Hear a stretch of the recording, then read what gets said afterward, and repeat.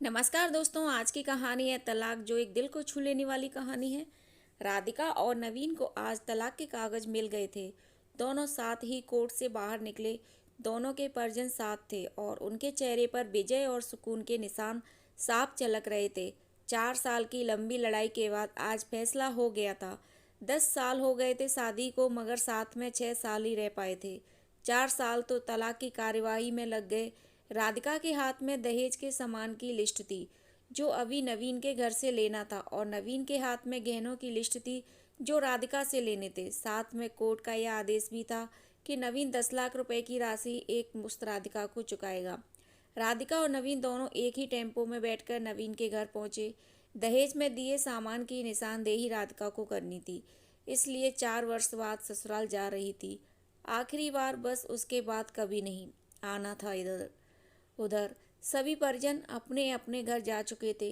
बस 3 प्राणी बचे थे, नवीन, राधिका और राधिका की माताजी। नवीन घर में अकेला ही रहता था। माँ बाप और भाई आज भी गांव में ही रहते हैं। राधिका और नवीन का इकलौता बेटा, जो अभी 7 वर्ष का है, कोर्ट के फैसले के अनुसार बालिग होने तक वह राधिका के पास ही रहेगा। नवीन महीने में एक बार उससे मिल सकता है। घर में प्रवेश करते ही पुरानी यादें ताजी हो गईं। कितनी मेहनत से सजाया था इसको राधिका ने। एक एक चीज में उसकी जान बसी थी। सब कुछ उसकी आंखों के सामने बना था। एक एक ईंट से धीरे धीरे बनते घरौंदे को पूरा होते देखा था उसने। सपनों का घर था उसका। कितनी शिद्दत से नवीन ने उसके सपने सपने को पूरा किया था। नवीन थका हारा सा सोफे पर पसर गया। बोला, ले लो जो कुछ भी चाहिए, मैं तुम्हें नहीं रोकूंगा। राधिका ने अब गौर से नवीन को देखा। 4 साल में कितना बदल गया है। बालों में सफेदी झांकने लगी है। शरीर पहले से आधा रह गया है। 4 साल में चेहरे की रौनक गायब हो गई। वह स्टोर रूम की तरफ बढ़ी, जहां उसके दहेज का अधिकतर सामान पड़ा था। सामान ओल्ड फैशन का था, इसलिए कबाड़ की तरह स्टोर रूम में डाल दिया था। मिला भी कितना था उसको दहेज? प्रेम विवाह था दोनों का।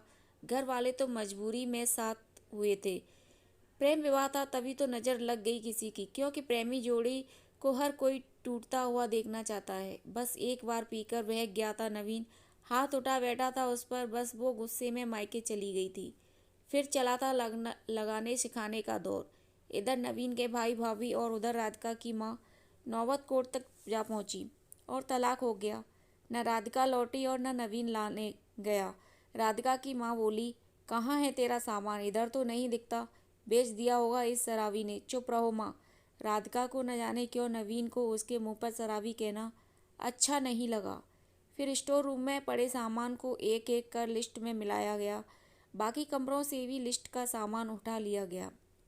राधिका ने सिर्फ अपना सामान लिया, नवीन के सामान को छुआ भी नहीं। फिर राधिका ने नवीन को गहनों से भरा बैग पकड़ा दिया। नवीन ने बैग वापस राधिका को दे दिया। रख लो, मुझे नहीं चाहिए, काम आएंगे तुम्हारे मुसीबत में। गहनों की कीमत 15 लाख से कम नहीं थी। क्यों? कोर्ट में तो तुम्हारा वकील कितनी दफ़ा गहने गहने चिल्ला रहा था। कोर्ट की बात कोर्ट में ख़त्म हो गई राधिका। वहाँ तो मुझे भी दुनिया का सबसे बुरा जानवर और शराबी साबित किया गया था। सुनकर राधिका की माँ ने नाक भौं चढ़ाई। नहीं चाहिए, वो 10 लाख भी नहीं चाहिए। क्यों? कहकर नवीन सोफे से खड़ा हो गया। बस यूं ही। राधिका ने मुंह फेर लिया। इतनी बड़ी जिंदगी पड़ी है, कैसे काटोगी? ले जाओ, काम आएंगे। इतना कहकर नवीन ने भी मुंह फेर लिया और दूसरे कमरे में चला गया। शायद आंखों में कुछ उमड़ा होगा, जिसे छुपाना भी जरूरी था। राधिका की माताजी गाड़ी वाले को फ़ोन करने में व्यस्त थी। राधिका को मौका मिल गया। वो नवीन के पीछे उस कमरे में चली गई। वो रो रहा था, अजीब सा मुंह बनाकर, जैसे भीतर के सैलाब को दबाने की जद्दोजहद कर रहा हो। राधिका ने उसे कभी रोते हुए नहीं देखा था। आज पहली बार देखा। न जाने क्यों दिल को कुछ सुकून सा मिला, मगर ज़्यादा भावुक नहीं हुई। सधे अंदाज में बोली, इतनी फिक्र थी तो क्यों दिया तलाक? मैंने नहीं, तलाक तुमने दिया। दस्तखत तो तुमने भी किए। माफ़ी नहीं मांग सकते थे? मौका कब दिया तुम्हारे घर वालों ने? जब भी फ़ोन किया काट दिया। घर भी आ सकते थे। हिम्मत नहीं थी। राधिका की माँ आ गई। वो उसका हाथ पकड़कर बाहर ले गई। अब क्यों मुंह लग रही हैं इसके? अब तो रिश्ता भी खत्म हो गया। माँ बेटी बाहर बरामदे में सोफे पर बैठकर गाड़ी का इंतजार करने लगी। राधिका के भीतर भी कुछ टूट रहा था। दिल बैठा जा रहा था। वो सुन्न सी पड़ती जा रही थी। जिस सोफे पर बैठी थी उसे गौर से देखने लगी। कैसे कैसे बचत कर कि उसने और नवीन ने वो सोफ़ा खरीदा था। पूरे शहर में घूमी तब यह पसंद आया था। फिर उसकी नज़र सामने तुलसी के सूखे पौधे पर गई। कितनी शिद्दत से देखभाल किया करती थी। उसके साथ तुलसी भी घर छोड़ गई। घबराहट और बड़ी तो वह फिर से उठकर भीतर चली गई। माँ ने पीछे से पुकारा मगर उसने अनसुना कर दिया। नवीन बेड पर उल्टे मुंह पड़ा था।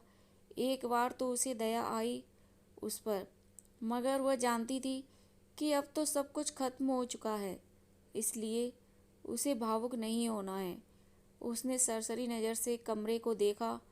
अस्त व्यस्त हो गया है पूरा कमरा। कहीं कहीं तो मकड़ी के जाले झूल रहे हैं। कितनी नफरत थी उसे मकड़ी के जालों से।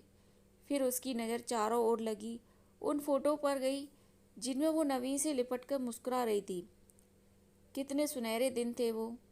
इतने में माँ फिर आ गई। हाथ पकड़कर फिर उसे बाहर ले गई। बाहर गाड़ी आ गई थी। सामान गाड़ी में डाला जा रहा था। राधिका सुन सी बैठी थी। नवीन गाड़ी की आवाज़ सुनकर बाहर आ गया। अचानक नवीन कान पकड़कर घुटनों के बल बैठ गया। बोला, मत जाओ, माफ़ कर दो। शायद यही वो शब्द थे जिन्हें सुनने के लिए 4 साल से तड़प रही थी। सब्र के सारे बांध एक साथ टूट गए। राधिका ने कोर्ट के फैसले का कागज़ निकाला और फाड़ दिया, और माँ कुछ कहती उससे पहले ही लिपट गई नवीन से। साथ में दोनों बुरी तरह रोते जा रहे थे। दूर खड़ी राधिका की माँ समझ गई कि कोर्ट का आदेश दिलों के सामने कागज़ से ज़्यादा कुछ नहीं है। काश उनको पहले मिलने दिया होता। अगर माफ़ी मांगने से ही रिश्ते टूटने से बच जाएं, तो माफ़ी मांग लेनी चाहिए। आशा करती हूँ दोस्तों आपको यह स्टोरी अच्छी लगी होगी।